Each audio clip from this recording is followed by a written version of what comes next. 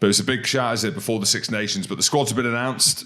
Gats will get onto the Welsh one. But England, captain, let's start with that. I knew Jamie George was captain. I just didn't want to share it. Well, I kind of thought that's why I didn't put his name in the mix, honestly.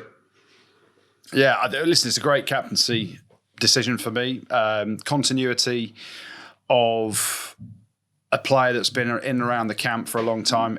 First and foremost, you've got to pick a player that's going to start week in, week out.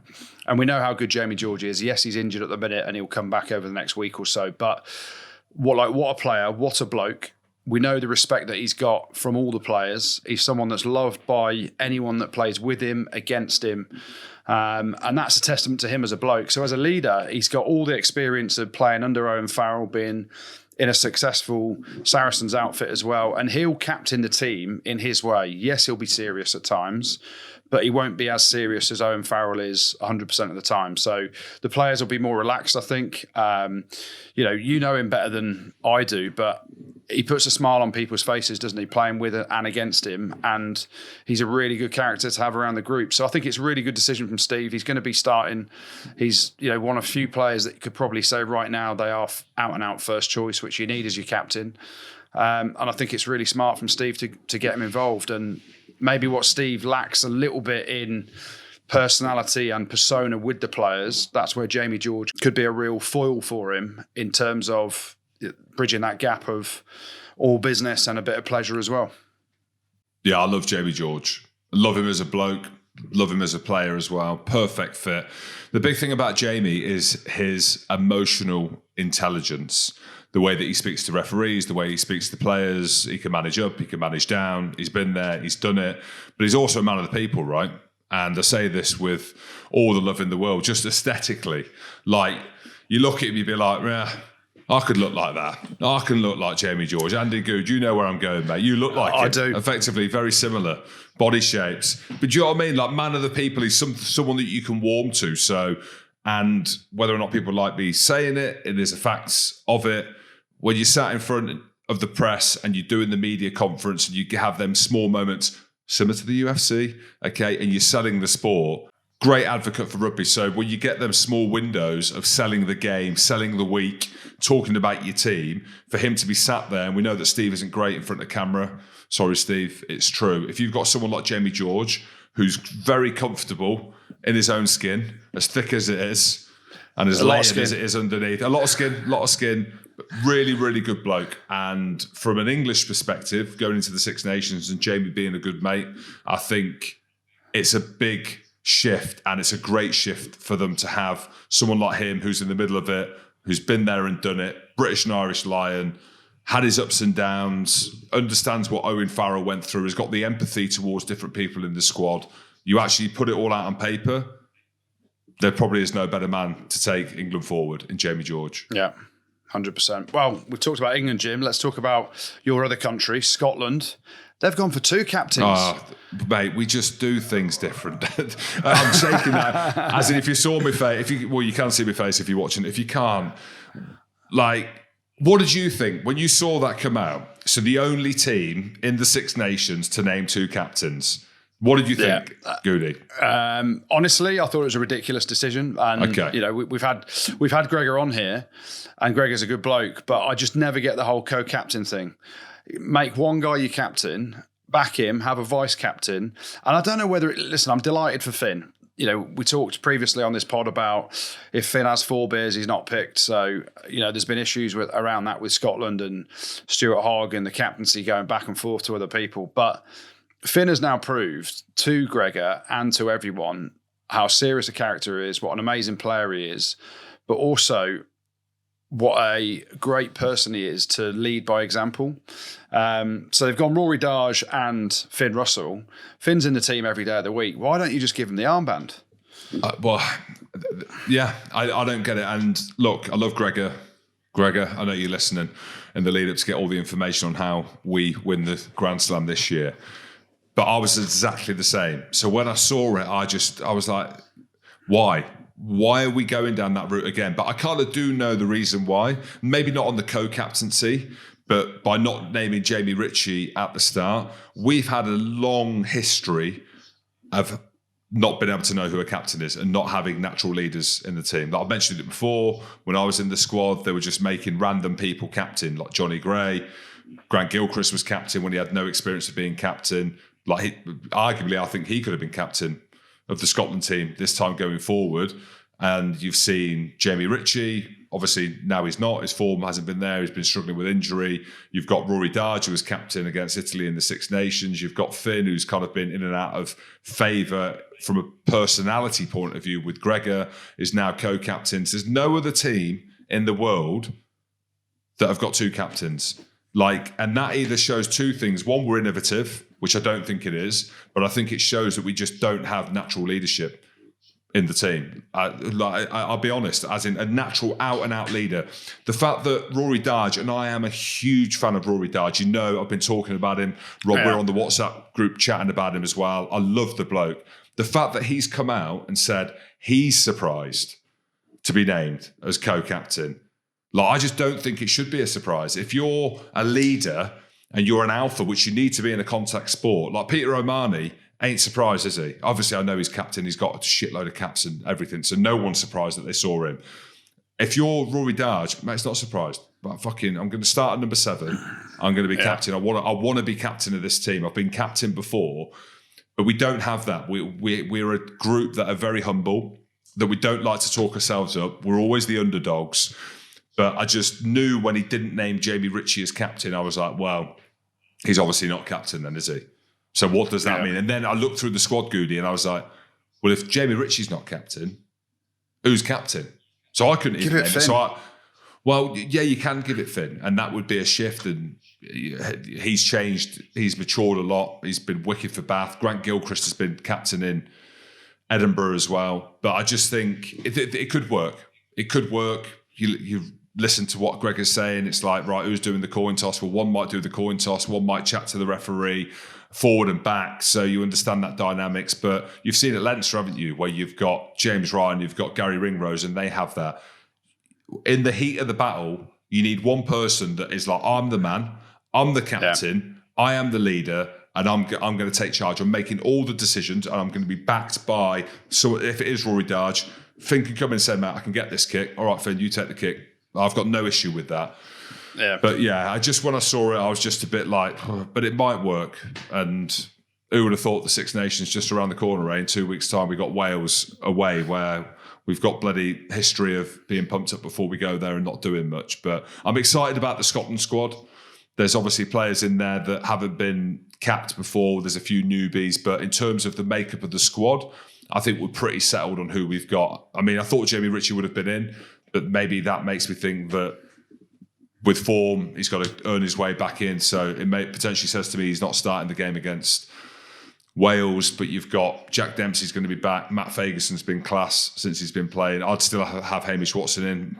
Is he in the squad if Rory Darge is co-captain? No, probably not.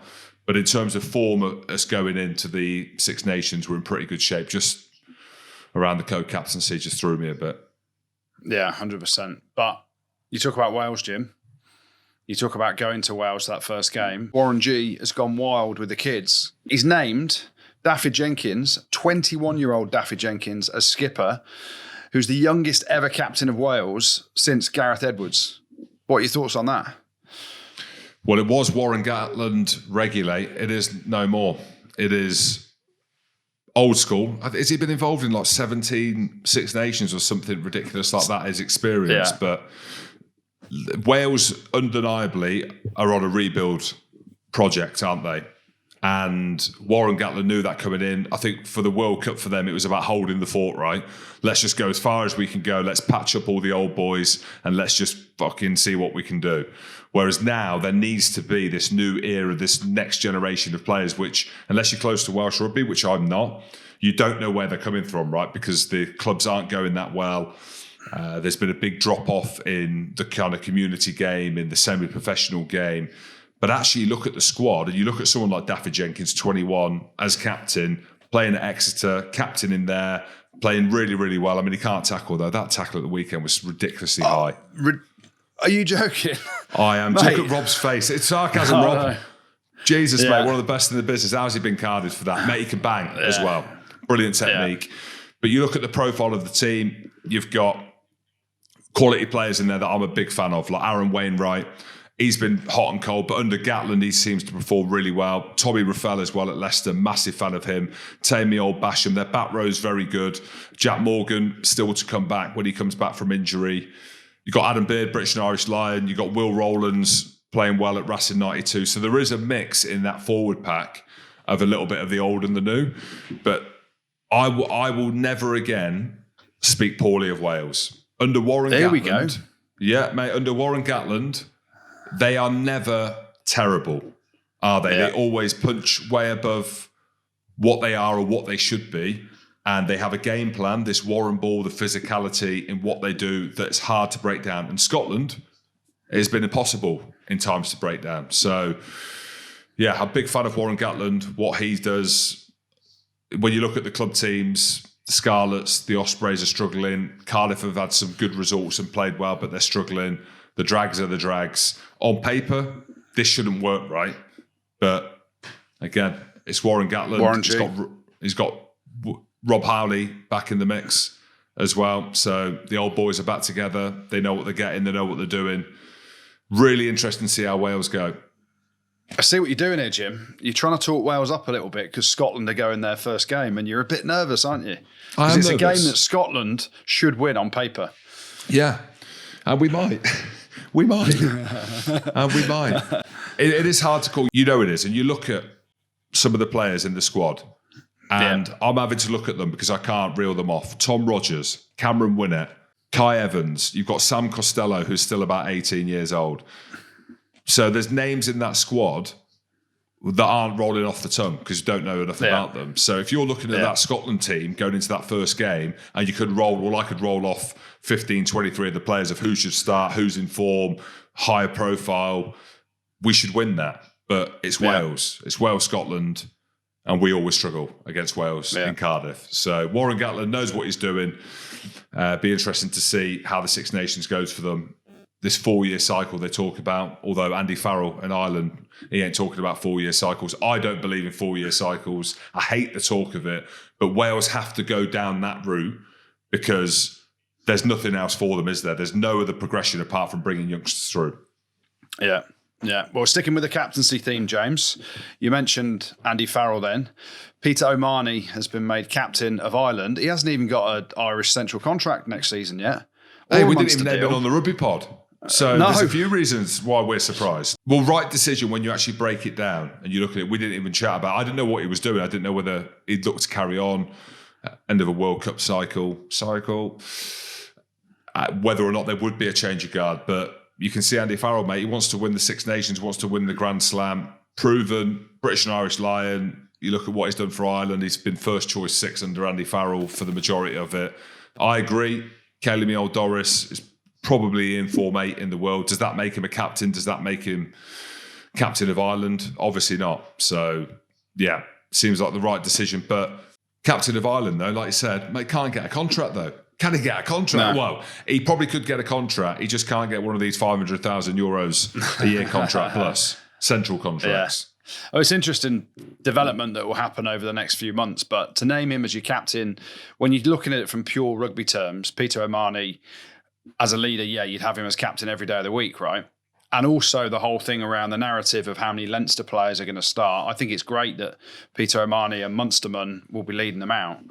But it does sort of ask a question around the senior management at the IRFU around what you're doing. You've got this guy as captain. You haven't even offered him a deal. They obviously haven't agreed a deal at Munster either, whether how far they're apart in terms of money, but they get the top up with the IRFU contract, central contract as well, don't they? So, he'll wear his heart on his sleeve. He'll punch way above his weight. He'll do what Peter O'Mahony does and lead from the front by example for Ireland, and he'll be an absolute warrior for them. And you hope that earns him the respect of getting a central contract, whether it's for a year or 2 years or whatever. He's playing some good rugby. He just can't kick the fucking ball. Don't kick it, Pete. Do not kick the ball because you've absolutely plum-shotted your boy Coombs, haven't you? Andrew, just on that though, say you had the pen to write the checks. I don't even know if they write checks. In Ireland, they're a bit old school and backwards, aren't they? So they're still writing checks. Sorry, Ireland, I love you. Limerick specifically, and Cork is a little bit old school. Not backwards, old school. If you had the pen to write the check, would you be writing a check for Peter O'Mahony for 500,000, 600,000 euros? When you look at the central contracts that could be offered to other players that are in their prime or near to their prime. And this isn't me being ageist or age profiling. I looked at the World Cup and I saw a natural kind of ending to a few players' careers. And we've seen it with England, right? That's kind of what happens. You announce your retirement on the biggest stage.